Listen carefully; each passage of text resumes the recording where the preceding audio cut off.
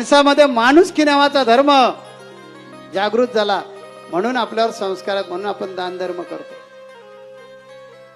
एखादा भुकेलेला माणसाला आपल्या ताटातल थोडं का असेना अन्न आपण देतो.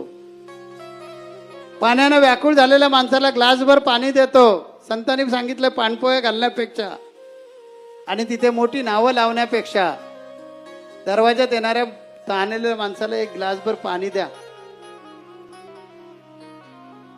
आणि मी पाणी दिलंय हे विसरा. परोपकार, उपकार करू नका. मगाशी आपण एक चित्रफित आमची पाहिली. माझा सिद्धांत आहे स्वतःचा गुरुतत्व प्रधान आत्मसाक्षात्कारवाद. त्यामध्ये माझी प्रस्थानत्रयी आहे सेवा, साधना आणि आचरण. बोलणार असाल तर विनम्र बोला. तुम्ही जगा.